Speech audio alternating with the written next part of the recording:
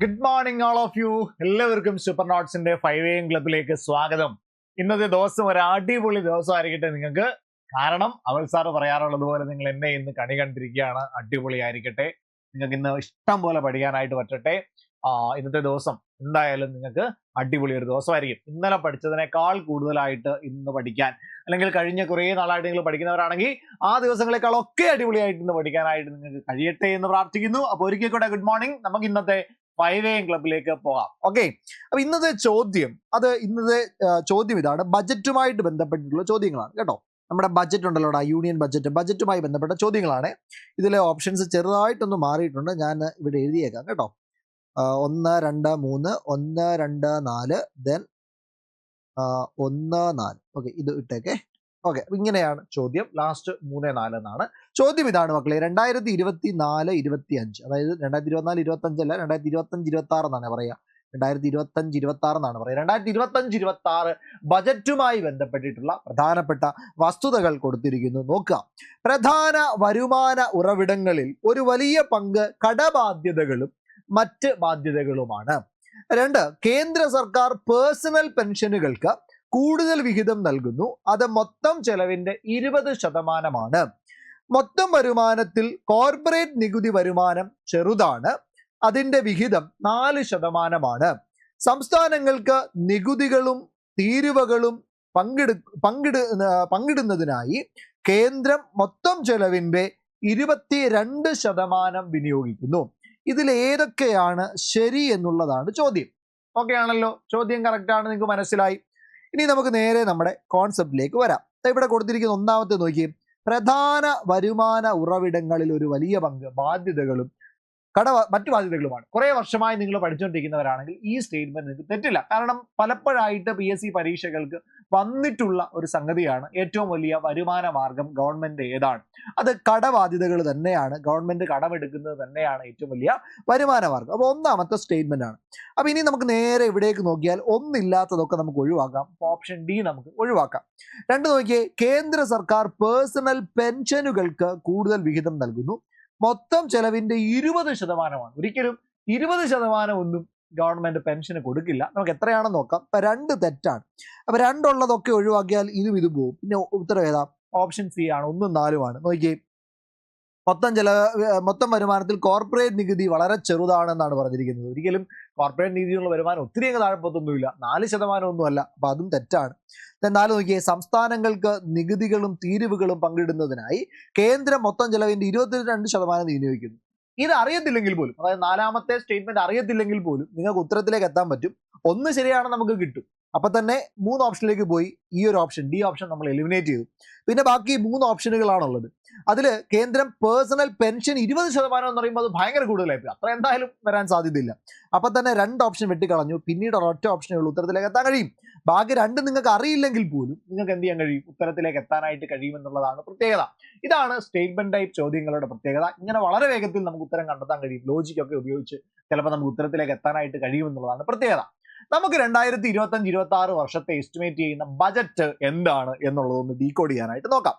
നോക്കി. ആദ്യം തന്നെ ഒരു മാർക്ക് PSC പരീക്ഷകൾക്ക് വരുന്ന ഒരു മാർക്കിന്റെ പോർഷനാണ് ഇത്. ഈ ഒരു മാർക്ക് നിങ്ങൾ കളയാൻ പാടില്ല. നമ്മളിപ്പോ ചോദ്യത്തിൽ വന്ന ഭാഗം തന്നെയാണ്. Rupees come from. ഗവൺമെന്റിന്റെ വരുമാന മാർഗങ്ങൾ എങ്ങനെയൊക്കെയാണ് നോക്കിയിട്ട് ഗവൺമെന്റിന്റെ വരുമാന മാർഗവുമായി ബന്ധപ്പെട്ടിട്ടുള്ളൊരു റേഷ്യോ ആണ് ഇവിടെ കൊടുത്തിരിക്കുന്നത്. ഇതിൽ നോക്കിയേ 24% എന്ന് പറയുന്ന ഒരു ബിഗ് പോർഷനും ഗവൺമെന്റ് വരുമാനം വരുന്ന എവിടെ നിന്നാണ്? ബോറോയിങ്സ് ആൻഡ് അതർ ലയബിലിറ്റി ആണ്. 24, ആകെ 100% വരുമാനം വരുന്നതിൽ 24% ഗവൺമെന്റിന് വരുമാനം എങ്ങനെയാണ് വരുന്നത്? കടമായിട്ടാണ്.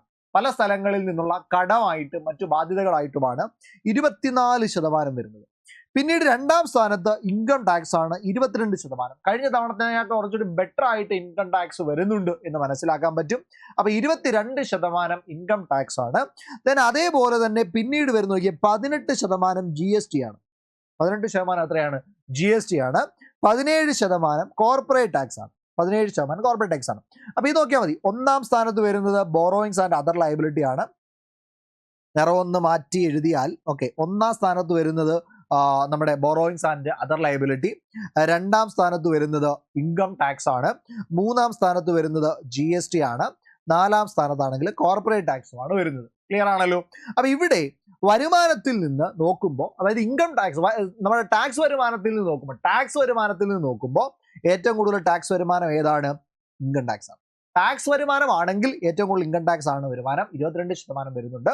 രണ്ടാം സ്ഥാനത്ത് GST ആണ്, മൂന്നാം സ്ഥാനത്ത് കോർപ്പറേറ്റ് ടാക്സുമാണ്. ഓക്കെയാണ്. മൊത്തത്തിൽ നോക്കിയാൽ കടബാധ്യതകൾ തന്നെയാണ്. രണ്ടാം സ്ഥാനത്താണ് ഇൻകം ടാക്സ്, മൂന്നാം സ്ഥാനത്ത് GST, നാലാം സ്ഥാനത്ത് കോർപ്പറേറ്റ് ടാക്സ്. ടാക്സ് ഇനത്തിൽ ഏറ്റവും കൂടുതൽ വരുമാനം വരുന്ന എവിടെ നിന്നാണ്? ഇൻകം ടാക്സിൽ നിന്നാണ് എന്ന് കൂടി ഓർത്ത് വെച്ചേക്കാം. അപ്പോൾ ഒരു മാർക്ക് അവിടെ നിന്നായി. ഇനി അടുത്ത് നോക്കിയാൽ റുപ്പീസ് ഗോസ് ടു, എവിടോട്ടാണ് ഈ ചെലവെല്ലാം കൂടെ പോകുന്നത്? എങ്ങോട്ടാണ് ഈ ഗവൺമെന്റ് സ്പെൻഡ് ചെയ്യുന്നത്? ബാക്കിയുള്ളതൊക്കെ വളരെ വലിയ കാര്യമൊന്നുമില്ല കേട്ടോ. യൂണിയൻ എക്സൈസ് ഡ്യൂട്ടി ആണെങ്കിൽ 5% നോൺ ടാക്സ് റെസിപ്റ്റുകളാണെങ്കിൽ 9% നോൺ ഡെപ്റ്റ് ക്യാപിറ്റൽ റെസിപ്റ്റ് 1%, കസ്റ്റംസ് 4%. അത് അത്ര പ്രാധാന്യത്തോട് നമ്മൾ നോക്കാറില്ല. ഇനി അടുത്ത് നോക്കിയേ, റുപ്പീസ് ഗോസ് ടു, എങ്ങോട്ടാണ് ഈ പണം പോകുന്നത് നോക്കിയാൽ സാധാരണഗതിയിൽ കഴിഞ്ഞ ബജറ്റിലും എനിക്ക് തോന്നുന്നു നമ്മൾ സാധാരണ പഠിക്കുന്നതല്ലായിരുന്നു, ഈ ബജറ്റിലുമല്ല. അതായത് സാധാരണ ഇൻട്രസ്റ്റ് പേയ്മെന്റ് ആണ് ചെലവിനത്തിൽ ഒന്നാമത് നിൽക്കാറ്. ഓക്കെ, ചെലവിനത്തിൽ ഒന്നാമത് നിൽക്കാറ് ഇൻട്രസ്റ്റ് പേയ്മെന്റുകളാണ്. എന്നാൽ ഇത്തവണ കഴിഞ്ഞ തവണ പോലെ തന്നെ വ്യത്യാസമുണ്ട്. സ്റ്റേറ്റിന്റെ ഷെയർ കണ്ടോടാ, state shares of taxes and duties 22%. ഇതാണ് നമ്മൾ ചോദ്യത്തിന്റെ ലാസ്റ്റ് സ്റ്റേറ്റ്മെന്റ് കണ്ടത്. അപ്പം സ്റ്റേറ്റിന്റെ ഷെയർ, അതായത് സ്റ്റേറ്റിന്റെ വിഹിതം, ടാക്സ് ഇനത്തിലുള്ള വിഹിതമാണ് 22% ചെലവെന്ന് പറയുക. ഇൻട്രസ്റ്റ് പേയ്മെന്റ് രണ്ടാം സ്ഥാനത്താണ്, 20% ഇൻട്രസ്റ്റ് പേയ്മെന്റിന് വേണ്ടി പോകുന്നത്. 22% ഗവൺമെന്റിന്റെ സ്റ്റേറ്റിന്റെ ഷെയർ കൊടുക്കുന്നു. ഇൻട്രസ്റ്റ് പേയ്മെന്റ് എത്രയാണ്? 20% പോകുന്നത്. അപ്പൊ രണ്ടാം സ്ഥാനത്ത് ഇൻട്രസ്റ്റ് പേയ്മെന്റ് ആണ് വരിക. ഇനി മൂന്നാം സ്ഥാനത്തേക്ക് എത്തിയാൽ 16% വരുന്ന സെൻട്രൽ സെക്ടർ സ്കീമുകളാണ് വരിക. സെൻട്രൽ സെക്ടർ സ്കീമുകളിൽ excluding capital outlay on defence and subsidy അതൊഴികെയുള്ള ബാക്കി സെൻട്രൽ സെക്ടർ സ്കീമുകൾക്ക് 16% പോകുന്നുണ്ട്. പിന്നെ ഇതിനകത്തിൽ എടുത്തു പറയേണ്ട ഒന്നാണ് പെൻഷനുകൾക്ക് 4% പോകുന്നത്. നമ്മുടെ സ്റ്റേറ്റ്മെന്റിൽ 17-20% എന്ന് പറഞ്ഞത് തെറ്റാണ്. പെൻഷന് 4%. അതേപോലെ തന്നെ മറ്റൊന്നാണ് ഡിഫൻസിന് 8%. സബ്സിഡീസ് ആണെങ്കിൽ 6%. ജസ്റ്റ് അതൊന്ന് ഓർത്ത് വെച്ചേക്കാം. അപ്പോൾ ഇവിടെ ഒന്നാം സ്ഥാനത്ത് വരുന്ന ഏതാണ്? ഒന്നാം സ്ഥാനത്ത് വരുന്നത് നമ്മുടെ സ്റ്റേറ്റിന്റെ ഷെയർ ആണ് ഒന്നാം സ്ഥാനത്ത് വരിക. രണ്ടാം സ്ഥാനത്ത് വരുന്നത് ഇൻട്രസ്റ്റ് പേയ്മെന്റ്. മൂന്നാം സ്ഥാനത്തേക്ക് പോകുന്ന ഏതാണ്? സെൻട്രൽ സെക്ടർ സ്കീമുകളുമാണ് മൂന്നാം സ്ഥാനം. ഞാൻ അത് കൂടാതെ ഡിഫൻസ് ഒന്ന് ഓർത്ത് വെച്ചേക്കാം. അതേപോലെ തന്നെ പെൻഷനും കൂടി എന്ത് ചെയ്തേക്കാം? ഒന്ന് ഓർത്ത് വെച്ചേക്കാം. ക്ലിയർ ആണല്ലോ. അപ്പൊ അതും കിട്ടി. അപ്പൊ നമുക്ക് വരുമാനവും ചെലവും കിട്ടി. വരുമാനം ഒന്നാം സ്ഥാനത്ത് നിൽക്കുന്നത് കടബാധ്യതകളാണ് നമ്മൾ പഠിച്ചു, കടബാധ്യതയാണ്. രണ്ടാം സ്ഥാനത്ത് ഇൻകം ടാക്സ് ആണെന്ന് പഠിച്ചു, ഇൻകം ടാക്സ്. ദെൻ മൂന്നാം സ്ഥാനത്ത് GST ആണ് എന്ന് പഠിച്ചു. നാലാം സ്ഥാനത്ത് കോർപ്പറേറ്റ് ടാക്സ് ആണെന്ന് പഠിച്ചു. ഇനിയും ചെലവിനത്തിലോ ഒന്നാം സ്ഥാനത്തേക്ക് വരുമ്പോൾ സ്റ്റേറ്റ് ഷെയർ ആണെന്ന് പഠിച്ചു, സ്റ്റേറ്റിന്റെ വിഹിതം. രണ്ടാം സ്ഥാനത്തേക്ക് വരുമ്പോൾ ഇൻട്രസ്റ്റ് പേയ്മെന്റ് ആണ്. ദെൻ മൂന്നാം സ്ഥാനത്തേക്ക് വരുമ്പോഴത്തേക്കും സെൻട്രൽ സെക്ടർ സ്കീമുകളാണ്, സെൻട്രൽ സെക്ടർ സ്കീമുകളുമാണ് വരുന്നത് എന്നുള്ള കാര്യം ഓർത്ത് വെച്ചേക്കാം. ക്ലിയർ ആണ്, സെറ്റാണ്. അപ്പം അത്രയും കാര്യങ്ങൾ പക്കയായിട്ട് മനസ്സിലായി. ഇനി നമ്മുടെ ബജറ്റിലെ കുറച്ചുകൂടി അകത്തേക്ക് കയറി കുറച്ചുകൂടി കാര്യങ്ങൾ നോക്കിയാൽ ഈ ബജറ്റിൽ പ്രധാനമായിട്ടും അതിൻ്റെ ജേർണി ഓഫ് ഡെവലപ്മെന്റ് ആയിട്ട് കാണുന്നത് 4 മേഖലകളെയാണ്. ബജറ്റ് പ്രധാനമായിട്ടും അതിൻ്റെ ഡെവലപ്മെന്റൽ കീസ് ആയിട്ട് കാണുന്നത് 4 പ്രധാനപ്പെട്ട മേഖലകളാണ്. അതിൽ ഒന്നാമത് വരുന്നതാണ് അഗ്രികൾച്ചർ, കാർഷിക മേഖല. രണ്ടാമത് മീഡിയം സ്മോൾ എന്റർപ്രൈസസ് ആണ്, MSME, micro small medium enterprises. Then അടുത്തത് ഇൻവെസ്റ്റ്മെന്റ്, ദെൻ എക്സ്പോർട്ട്. ഈ 4 മേഖലകളെയാണ് കാണുന്നത്. ആ 4 മേഖലകളൊന്ന് പഠിച്ചു വെച്ചോ, ചോദ്യമായിട്ട് പ്രതീക്ഷിക്കാം. ഏതൊക്കെയാണ്? 1 agriculture, 2 MSME, 3 investment, 4 exports. Okay, agriculture, MSME, investment, exports, ഈ 4 കാര്യങ്ങൾക്ക് പ്രാധാന്യമുണ്ട്. 4 പ്രധാനപ്പെട്ട കീ പോയിന്റുകളാണ്. പഠിച്ചു വെച്ചേക്കുക. Agriculture, MSME, investment, export. ചോദ്യമായിട്ട് വന്നേക്കാം. താഴെ തന്നിരിക്കുന്നവയിൽ ഉൾപ്പെട്ടത് ഏത്? അല്ലെ, 2025-26 ബജറ്റ് പ്രകാരം പ്രധാന ഡെവലപ്മെന്റൽ ഏരിയാസ് ആയിട്ട് കാണുന്ന മേഖലകൾ ഏതാണ് എന്ന് ചോദിച്ച് തന്നേക്കാം. അപ്പൊ ചിലപ്പോൾ ഇവിടെ എക്സ്പോർട്ട് എന്നും ഇവിടെ ഓർ ഇമ്പോർട്ടൻസ് ഒക്കെ പറഞ്ഞത് തന്നേക്കും കേട്ടോ. അപ്പൊ അത് തെറ്റാണെന്നുള്ള കാര്യം ഒന്ന് മനസ്സിലാക്കിയേക്കാം. ഇനി അടുത്ത് നോക്കിയേ, ഇവിടെ അഗ്രികൾച്ചറൽ ഗ്രോത്തുമായി ബന്ധപ്പെട്ടുള്ള ചില പദ്ധതികൾ ഒന്ന് നോക്കി വെച്ചേക്കാം. അതിൽ ഒന്നാമത്തെ ഒരു പ്രധാനപ്പെട്ട ഒരു പദ്ധതിയാണ് തന്നെ ഈ കിടക്കുന്നത്, പ്രൈം മിനിസ്റ്റർ ധൻ ധാന്യ കൃഷി യോജന. അല്ലെ, അഗ്രി ഡിസ്ട്രിക്ട് പ്രോഗ്രാം ആണ്, ഡെവലപ്പിംഗ് അഗ്രി ഡിസ്ട്രിക്ട് പ്രോഗ്രാംസ് ആണ്. പ്രൈം മിനിസ്റ്റർ ധൻ ധാന്യ കൃഷി യോജന. ഇതിന്റെ ഒരു പ്രത്യേകത, 100ഓളം ഡിസ്ട്രിക്റ്റുകൾ, അല്ലെ 100ഓളം ഡിസ്ട്രിക്റ്റുകൾ കവർ ചെയ്തുകൊണ്ട് 1.7 കോടി ഫാമേഴ്സിന് ഹെൽപ്പ് ചെയ്യുന്ന ഒരു പദ്ധതിയാണ് പ്രൈം മിനിസ്റ്റർ ധൻധാന്യ കൃഷി യോജന. ആ ഒരു പദ്ധതി നോക്കുക, അഗ്രി ഡിസ്ട്രിക്റ്റിനെ ഡെവലപ്പ് ചെയ്യുക. അതേപോലെ തന്നെ മിഷൻ ഫോർ കോട്ടൺ പ്രൊഡക്ടിവിറ്റിക്ക് 5 ഇയർ പ്ലാൻ, ഒരു 5 വർഷത്തേക്കുള്ള പ്ലാൻ ജനറേറ്റ് ചെയ്യുക. അതേപോലെ തന്നെ മഖാന ബോർഡ് ഇൻ ബീഹാറിൽ ഒരു മഖാന ബോർഡ്, അതായത് നമ്മുടെ ഫുഡ് പ്രോസസ്സിങ്ങുമായിട്ടൊക്കെ ബന്ധപ്പെട്ടൊരു ബോർഡ് ക്രിയേറ്റ് ചെയ്യുക. The national mission for high yield seeds, അതായത് ഹൈ ഈൽഡ് വെറൈറ്റി സീഡ്സിന് വേണ്ടിയിട്ടൊരു നാഷണൽ മിഷൻ, ദേശീയ പദ്ധതി രൂപീകരിക്കുക. ദെൻ കിസാൻ ക്രെഡിറ്റ് കാർഡുമായി ബന്ധപ്പെട്ട് 5 ലക്ഷം രൂപയുടെ ലോൺ പരിധി വർദ്ധിപ്പിക്കുക. 5 ലക്ഷം രൂപ ലോൺ നൽകുന്ന ഒരു പദ്ധതി കൊണ്ടുവരിക. ഇതൊക്കെ കാർഷിക മേഖലയുമായി ബന്ധപ്പെട്ട പ്രധാനപ്പെട്ട പദ്ധതികളാണ്. ഇനിയും നമ്മുടെ MSMEകളിലേക്ക് വന്നാൽ, മൈക്രോ സ്മോൾ മീഡിയം എന്റർപ്രൈസസിന്റെ കാര്യത്തിലേക്ക് വന്നാൽ, അവിടെ അവരെ കണക്കാക്കുന്ന, അതായത് MSMEകളെ കണക്കാക്കുന്ന, മൈക്രോ സ്മോൾ മീഡിയമായ എന്റർപ്രൈസസിനെ കണക്കാക്കുന്ന രീതിക്ക് ചെറിയൊരു മാറ്റം വരുത്തിയിട്ടുണ്ട്. അതിൻ്റെ ആ ഒരു മെത്തേഡ്, കണക്കാക്കുന്ന രീതി ചെറുതായിട്ടൊന്ന് മാറ്റിയിട്ടുണ്ട്. മൈക്രോ എന്റർപ്രൈസസ് ആണെങ്കിൽ നിലവിൽ ഇൻവെസ്റ്റ്മെന്റ് 1 കോടി ആയിരുന്നുവെങ്കിൽ അത് 2.5 കോടിയായിട്ട് റിവൈസ് ചെയ്തു. അങ്ങനെയുള്ളവയെ എന്തായിട്ട് കണക്കാക്കണം? മൈക്രോ എന്റർപ്രൈസസ് ആയിട്ട് കണക്കാക്കണം. ഇനി സ്മോൾ എന്റർപ്രൈസസ് ആണെങ്കിൽ നേരത്തെ 10 കോടി ഇൻവെസ്റ്റ്മെന്റ് ആയിരുന്നുവെങ്കിൽ നിലവിൽ 25 കോടി ആയിട്ട് ആ ഇൻവെസ്റ്റ്മെന്റ് റിവൈസ് ചെയ്തിട്ടുണ്ട്. ദെൻ മീഡിയം എന്റർപ്രൈസസിനെ റെക്കഗ്നൈസ് ചെയ്യുമ്പോൾ 50 കോടി ആയിരുന്നു ഇൻവെസ്റ്റ്മെന്റ് എങ്കിൽ ഇനിയും 125 കോടിയുടെ ഇൻവെസ്റ്റ്മെന്റ് ആവശ്യമുണ്ട്. ഇത് തന്നെ മൈക്രോ എന്റർപ്രൈസസിന് ടേൺ ഓവർ 5 കോടി ആയിരുന്നുവെങ്കിൽ 10 കോടിയായി. അപ്പോൾ 10 കോടി ടേൺ ഓവർ ഉള്ള കമ്പനികളാണ് മൈക്രോ എന്റർപ്രൈസസ് ആയിട്ട് മാറുക. ദെൻ സ്മോൾ എന്റർപ്രൈസസ് ആണെങ്കിൽ 50 കോടിയിൽ നിന്ന് അത് 100 കോടിയാക്കി. അപ്പോൾ 100 കോടി ടേൺ ഓവർ ഉള്ള കമ്പനികൾ ഇനിയും സ്മോൾ എന്റർപ്രൈസസിലേക്ക് വരുന്നു. ദെൻ മീഡിയം എന്റർപ്രൈസസ് 250 കോടിയിൽ നിന്ന് 500 കോടിയായിട്ട് കൂട്ടിയിട്ടുണ്ട്. 500 കോടി ടേൺ ഓവർ ഉള്ളതാണ് ഇനി നമ്മുടെ മീഡിയം ആയിട്ട് വരിക. അപ്പൊ മൈക്രോ സ്മോൾ മീഡിയം എന്റർപ്രൈസസ് ആയിട്ട് വരുന്നു. മൈക്രോ ഇൻവെസ്റ്റ്മെന്റ് 1 കോടിയിൽ നിന്ന് 2.5 കോടി, സ്മോൾ എന്റർപ്രൈസസ് ആണെങ്കിൽ 10 കോടിയിൽ നിന്ന് 25 കോടി, മീഡിയം എന്റർപ്രൈസസ് ആണെങ്കിൽ 50 കോടിയിൽ നിന്ന് 125 കോടി, ടേൺ ഓവർ ആണെങ്കിൽ മൈക്രോ എന്റർപ്രൈസസ് 5 കോടിയിൽ നിന്ന് 10 കോടി, ദെൻ സ്മോൾ എന്റർപ്രൈസസ് 50 കോടിയിൽ നിന്ന് 100 കോടി, മീഡിയം എന്റർപ്രൈസസ് 250 കോടിയിൽ നിന്ന് 500 കോടി എന്നുള്ളൊരു റിവിഷൻ അവിടെ വന്നിട്ടുണ്ട്. മറ്റൊരു പ്രധാനപ്പെട്ട മാറ്റം ഉണ്ടാകുന്നത് നമ്മുടെ ഡയറക്റ്റ് ടാക്സ് പ്രപ്പോസലാണ്, അതായത് ഇൻകം ടാക്സുമായി ബന്ധപ്പെട്ടിട്ടുള്ള മാറ്റമാണ്. അതിൽ ഏറ്റവും പ്രധാനപ്പെട്ട മാറ്റം എന്ന് പറയുന്നത് അതിൻ്റെ സ്ലാബുകൾ മാറ്റിയിട്ടുണ്ട്. നിലവിലെ സ്ലാബുകൾക്ക് ചെറിയൊരു മാറ്റം ഉണ്ടാക്കിയിട്ടുണ്ട്. ഇത് കുറച്ചുകൂടി മിഡിൽ ക്ലാസ്സിനെ ഫോക്കസ് ചെയ്തുകൊണ്ട്, മിഡിൽ ക്ലാസ്സിന് കുറച്ചുകൂടി ബെറ്റർ ആയിട്ട് അവരുടെ കയ്യിലേക്ക് കുറച്ചുകൂടി പണം എത്തിക്കുന്ന രീതിയിലുള്ള ഒരു ടാക്സ് പ്രപ്പോസലാണ്. ഇവിടെ 4 ലക്ഷം, 0 മുതൽ 4 ലക്ഷം വരെ ഇനി മുതൽ 0 ടാക്സ് ആണ്, 0% ആണ്, നിൽ ടാക്സ് ആണ്, ടാക്സ് കൊടുക്കേണ്ടതില്ല. ദെൻ 4 ലക്ഷം മുതൽ 8 ലക്ഷം വരെ 5%, 8 ലക്ഷം മുതൽ 12 ലക്ഷം വരെ 10%, 12 ലക്ഷം മുതൽ 16 ലക്ഷം വരെ 15%, 16 ലക്ഷം മുതൽ 20 ലക്ഷം വരെ 20%, 20 ലക്ഷം മുതൽ 24 ലക്ഷം വരെ 25%, 24 ലക്ഷത്തിൽ കൂടുതലാണെങ്കിൽ 30%. ഇങ്ങനെയാണ് ടാക്സ് പ്രപ്പോസൽ വന്നിരിക്കുന്നത്. ക്ലിയർ അല്ലേ? അതായത് 4 വെച്ച് കൂടി പോകുന്നു. 0 മുതൽ 4 വരെ എത്രയാണ്? 0, നില്ലാണ്. അതിനുശേഷം 4 തൊട്ട് 8, വീണ്ടും ഒരു 4ന്റെ വ്യത്യാസം, അവിടെ 5 കൂടി അപ്പുറത്ത്. അടുത്തത് 8 തൊട്ട് 12 വരെ 4 വ്യത്യാസം, അപ്പം അപ്പുറത്ത് വീണ്ടും ഒരു 5 കൂടി 10 ദെൻ 12 തൊട്ട് 16 വരെ അവിടെ 4 വീണ്ടും വ്യത്യാസപ്പെടുന്നുണ്ട്. അപ്പോഴത്തേക്ക് നമുക്ക് 15, അപ്പുറത്ത് 5, ദെൻ 16 മുതൽ 20 വരെ വീണ്ടും 4 കൂടി, അപ്പോൾ അവിടെ 20 ദെൻ 20 മുതൽ 24 വരെ 25%, 24ന് മുകളിലാണെങ്കിൽ എത്ര വരും? 30%.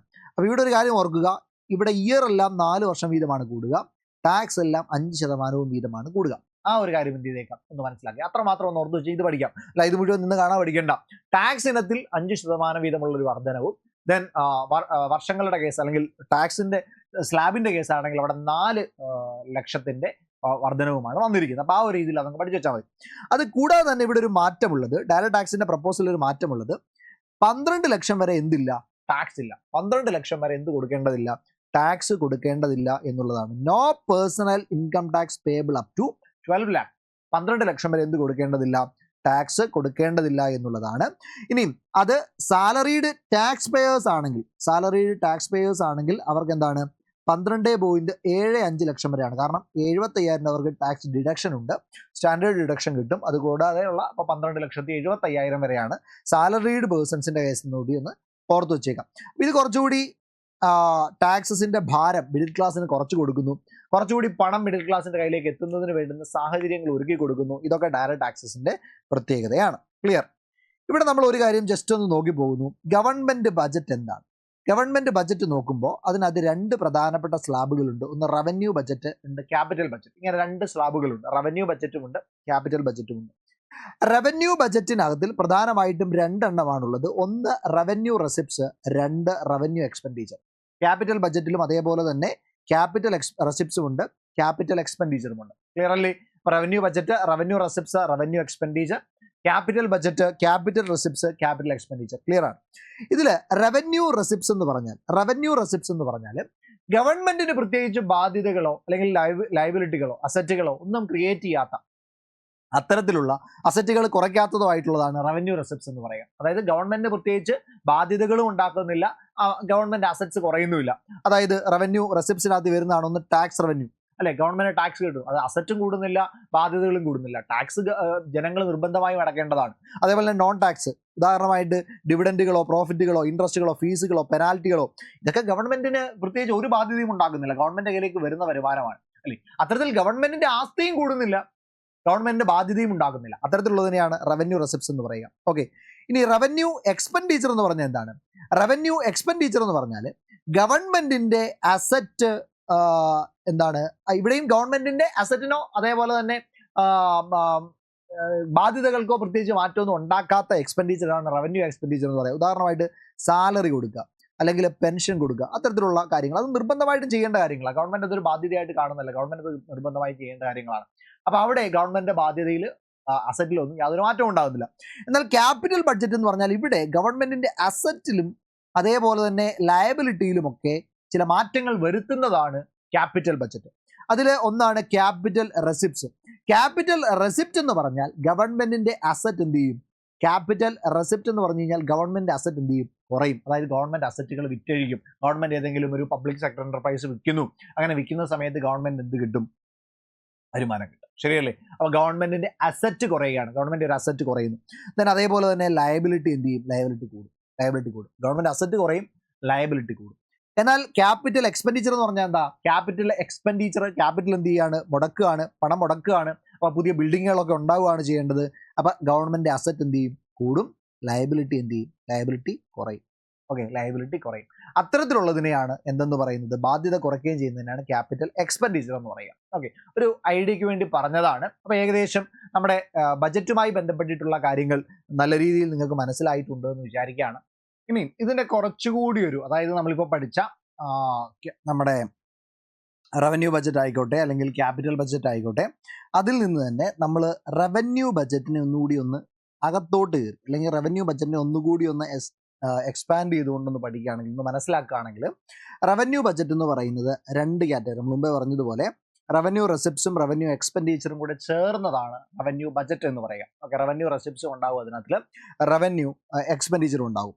റവന്യൂ റെസിപ്റ്റ്സ് എന്ന് പറഞ്ഞാൽ റവന്യൂ റെസിപ്റ്റ്സിനകത്ത്, അതായത് അസറ്റോ അല്ലെങ്കിൽ ലയബിലിറ്റി ഒന്നും ഇവിടെ ബന്ധപ്പെട്ട് വരുന്നില്ല. അസറ്റ് കൂടുകയോ കുറയുകയോ ലയബിലിറ്റി കൂടുകയോ കുറയോ ഒന്നും ചെയ്യുന്നില്ല. ഇവിടെ റവന്യൂ റെസിപ്റ്റ്സ് എന്ന് പറഞ്ഞാൽ അവിടെ രണ്ട് തരത്തിലുള്ള കാര്യങ്ങളാണ് ഇൻക്ലൂഡ് ആയിട്ടുള്ളത്. ഒന്ന് ടാക്സ് റവന്യൂ, മറ്റൊന്ന് നോൺ ടാക്സ് റവന്യൂ. ടാക്സും നോൺ ടാക്സ്, അതായത് ടാക്സ് ആണ് ഗവൺമെന്റ് ഏറ്റവും വലിയൊരു വരുമാന സ്രോതസ് എന്ന് പറയുന്നത്. ഈ നോൺ ടാക്സ് ആയിട്ടുള്ള ചില സംഗതികളുമുണ്ട്. അതിൽ ടാക്സ് റവന്യൂവിനെ തന്നെ രണ്ടായിട്ട് തിരിക്കാൻ പറ്റും. ഒന്ന് ഡയറക്റ്റ് ടാക്സ്, മറ്റൊന്ന് ഇൻഡയറക്റ്റ് ടാക്സ്. അതായത് സാധനങ്ങൾക്കും സേവനങ്ങൾക്കും ഒക്കെ പുറത്തു വരുന്നതാണ് ഇൻഡയറക്റ്റ് ടാക്സ് എന്ന് പറയുന്നത്. ഡയറക്റ്റ് ടാക്സ് ആണെങ്കിലോ അത് വ്യക്തിഗത വരുമാനങ്ങൾ നേരിട്ട് ഒരു വ്യക്തിയിൽ നിന്ന്, അതായത് ഡയറക്റ്റ് ടാക്സ് ഒരു കാരണവശാലും ഒരു വ്യക്തിയിൽ നിന്ന് മറ്റൊരു വ്യക്തിയിലേക്ക് ട്രാൻസ്ഫർ ചെയ്ത് മാറ്റാൻ കഴിയില്ല. എന്നാൽ ഇൻഡയറക്റ്റ് ടാക്സ് ആണെങ്കിലോ ഒരാളിൽ നിന്ന് മറ്റൊരാളിലേക്ക് ട്രാൻസ്ഫർ ചെയ്യാനും കഴിയും. ഓക്കെ, ഒരാളിൽ നിന്ന് മറ്റൊരാളിലേക്ക് ട്രാൻസ്ഫർ ചെയ്യാൻ കഴിയുന്നത് ഏതാണ്? ഇൻഡയറക്റ്റ് ടാക്സ് ആണ്. ഒരാളിൽ നിന്നും മറ്റൊരാളിലേക്ക് ട്രാൻസ്ഫർ ചെയ്യാൻ കഴിയാത്തത് ഏതാണ്?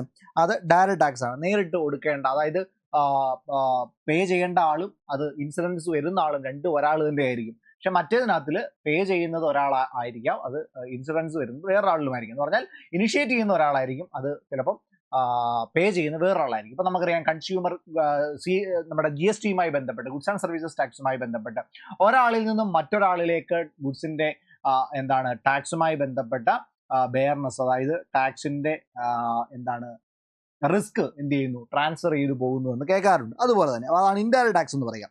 ഇവിടെ ടാക്സ് റവന്യൂവിനകത്തിൽ പ്രധാനമായിട്ടും പേഴ്സണൽ ഇൻകം ടാക്സ്, നേരിട്ടൊരു വ്യക്തി ഗവൺമെന്റിലേക്ക് നിർബന്ധമായിട്ടും അദ്ദേഹത്തിന്റെ വരുമാനത്തിൽ നിന്ന് ഒടുക്കേണ്ടി വരുന്നതാണ് ഇൻകം ടാക്സ്. ഇതാണിപ്പോൾ പറഞ്ഞത് 12 ലക്ഷം രൂപ വരെ എന്തില്ല, ടാക്സ് ഒടുക്കേണ്ടതായിട്ടില്ല എന്ന് പറഞ്ഞുകൊണ്ട് ടാക്സ് ലാഭം കാര്യങ്ങളൊക്കെ വന്നു.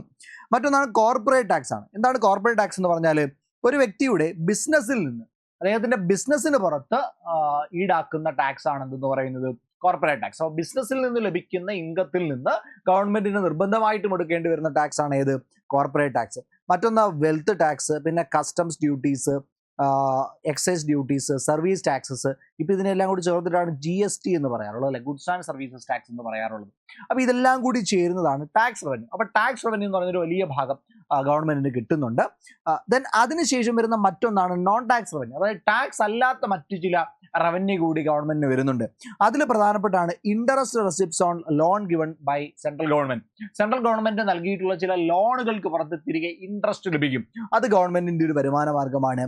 Then dividends and profits from public sector undertakings. ഗവൺമെന്റിന്റെ കീഴിലുള്ള പബ്ലിക് സെക്ടർ അണ്ടർടേക്കിങ്സ്, ഇപ്പോൾ IRCTC പോലെയുള്ള പബ്ലിക് സെക്ടർ ആയിട്ടുള്ള ഏതെങ്കിലുമൊക്കെ അണ്ടർടേക്കിങ്സിൽ നിന്ന് ഗവൺമെന്റിന് എന്ത് കിട്ടുന്നുണ്ട്, വരുമാനം വരുന്നുണ്ട്. അപ്പോൾ അതിന്റെ പ്രോഫിറ്റുകൾ അല്ലെങ്കിൽ ഡിവിഡൻഡുകൾ. Then user charges or fees collected by departments. ഏതെങ്കിലുമൊക്കെ ഡിപ്പാർട്ട്മെന്റുകൾ കളക്ട് ചെയ്യുന്നത്. ഇപ്പോൾ നമ്മൾ നമ്മുടെ RRB എക്സാം എഴുതുന്ന സമയത്ത് 500 രൂപ പേ ചെയ്യുന്നുണ്ട്. അതിൽ 100 രൂപ, 400 രൂപ തിരികെ കിട്ടും, 100 രൂപ ഗവൺമെന്റ് എടുക്കുന്നുണ്ട്. അതേപോലെ തന്നെ സിവിൽ സർവീസ് എക്സാമിനേഷൻ എഴുതുമ്പോൾ അവിടെ 100 രൂപ നമ്മൾ പേ ചെയ്യുന്നുണ്ട്. അതേപോലെ SSC എക്സാമിനേഷൻസിന് 100 രൂപ നമ്മൾ പേ ചെയ്യുന്നുണ്ട്.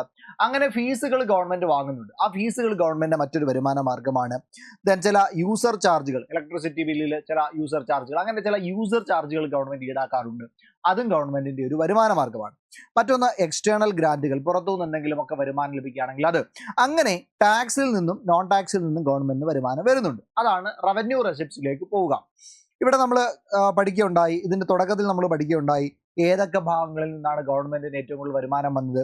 അവിടെ നമ്മൾ ഇൻകം ടാക്സ് പഠിച്ചു, അല്ലെ, 2ാം സ്ഥാനത്ത് ഇൻകം ടാക്സ് ആണെന്ന് പഠിച്ചു. പിന്നെ GST ഉണ്ടെന്ന് പഠിച്ചു, അല്ലേ. അതേപോലെ തന്നെ കോർപ്പറേറ്റ് ടാക്സ് ഇതിന് ശേഷം വരുന്നുണ്ട്. 18%, 17%, 20% അതുപോലെ നമ്മൾ പഠിച്ചു, അല്ലെ. 20 കൃത്യമായി നോക്കിക്കോണേ. അപ്പോൾ അത്രയും ശതമാനം എന്ത് ചെയ്തു, വരുന്നുണ്ട് എന്ന് നമ്മൾ കണ്ടു. എത്രയായിരുന്നു നമ്മൾ പഠിച്ച ശതമാനം? ഒന്നുകൂടെ നോക്കിപ്പോക്കോ. ഇവിടെയാണ് കിടന്നത്. ഇൻകം ടാക്സ് ആണെങ്കിൽ 22%. Income tax 22%, GST 18%, corporate tax 17%. അങ്ങനെയാണ് ടാക്സിൽ നിന്നുള്ള റവന്യൂ വന്നത്. ഓക്കെ, അപ്പോൾ അത്രയും എമൗണ്ട് അവിടെ നിന്ന് വരുന്നുണ്ട്. ഇനി റവന്യൂ എക്സ്പെൻഡിച്ചർ ആണെങ്കിലോ, റവന്യൂവിൽ നിന്നുള്ള ചെലവ്, അതായത് അസറ്റിനോ ലയബിലിറ്റിക്കോ യാതൊരു മാറ്റവും വരത്തില്ല. നിർദ്ദിഷ്ടമായി കൃത്യമായിട്ട് എല്ലാ പ്രാവശ്യവും വരുന്ന ചെലവുകൾ, ശമ്പളം ആയിക്കോട്ടെ, നമ്മുടെ ശമ്പളം, അതേപോലെ തന്നെ പെൻഷൻ, ഇതുപോലുള്ളതെല്ലാം എവിടെ വരുന്നുണ്ട്, ഈ പറയുന്ന റവന്യൂ എക്സ്പെൻഡിച്ചറിനകത്ത് വരുന്നുണ്ട്. അവിടെ തന്നെ രണ്ടായിട്ട് നമുക്ക് തിരിക്കാം. പ്ലാൻ റവന്യൂ എക്സ്പെൻഡിച്ചർ എന്നും നോൺ പ്ലാൻ റവന്യൂ എക്സ്പെൻഡിച്ചർ എന്നും. പ്ലാൻ റവന്യൂ എക്സ്പെൻഡിച്ചർ എന്നും നോൺ പ്ലാൻ റവന്യൂ എക്സ്പെൻഡിച്ചർ എന്നും രണ്ടായിട്ട് എക്സ്പെൻഡിച്ചറിന് തിരിക്കാൻ പറ്റും. പ്ലാൻ റവന്യൂ എക്സ്പെൻഡിച്ചർ ആണെങ്കിൽ കൃത്യമായിട്ട് പ്ലാൻ ചെയ്തു പോകുന്ന പ്ലാൻ റവന്യൂ എക്സ്പെൻഡിച്ചർ. അതിൽ തന്നെ plan revenue expenditure by central government ministries, central assistance for state or union territory plans, അങ്ങനെ ഡിവിഷനുണ്ട്. നോൺ പ്ലാൻ റവന്യൂ എക്സ്പെൻഡിച്ചർ ആണെങ്കിലോ അവിടെ ഇൻട്രസ്റ്റ് പേയ്മെന്റുകൾ, revenue expenditure on defence, subsidies, expenditure on maintenance of law and order, then expenditure on running of the general organs of the government. അതായത് daily റുട്ടീനു വേണ്ടി, ഗവൺമെന്റിന്റെ നിത്യ ഉപയോഗങ്ങൾക്ക് വേണ്ടി, അല്ലെ ഗവൺമെന്റിന്റെ നിത്യമായിട്ടുള്ള പ്രവർത്തനങ്ങൾക്ക് വേണ്ടി ആവശ്യമായിട്ട് വരുന്ന ചിലവുകളാണ് എവിടെ വരുന്നത്, നോൺ പ്ലാൻ റവന്യൂ എക്സ്പെൻഡിച്ചറിനകത്തിൽ വരുന്നത്. ഓക്കെ, അപ്പോൾ പ്ലാൻഡും നോൺ പ്ലാൻഡും അങ്ങനെ 2 തരത്തിൽ റവന്യൂ എക്സ്പെൻഡിച്ചറിനെ തിരിക്കാം. ഇത് റവന്യൂ ബജറ്റിനെ നമ്മളൊന്ന് തിരിച്ചു പഠിച്ചതാണ്. ഓക്കെ അല്ലേ. അപ്പോൾ അത്രയും കാര്യങ്ങളാണ് ഈ ഒരു 5 AM ക്ലബ്ബിൽ ചർച്ച ചെയ്യാനായിട്ടുണ്ടായിരുന്നത്. നന്നായിട്ട് നിങ്ങളുടെ പഠനമൊക്കെ മുന്നോട്ട് പോകട്ടെ. പറ്റുന്നതിന്റെ മാക്സിമം എഫോർട്ട് നിങ്ങൾ എടുത്തുകൊണ്ടേ ഇരിക്കുക. ഈ രാവിലെ നിങ്ങൾ പഠിച്ചു തുടങ്ങി, ഇനി അവസാനം പഠിച്ചു തീരുമ്പോൾ കഴിഞ്ഞ ദിവസത്തിനേക്കാൾ കുറച്ചുകൂടി കൂടുതൽ എനിക്ക് പഠിക്കാൻ പറ്റി എന്നുള്ള കൃതാർത്ഥതയോടുകൂടി കിടന്നുറങ്ങുവാനായിട്ട് നിങ്ങൾക്ക് പറ്റട്ടെ. അപ്പം നമുക്ക് മറ്റൊരു സെഷനിൽ കാണാം. അതുവരേക്കും ഗുഡ് ബൈ.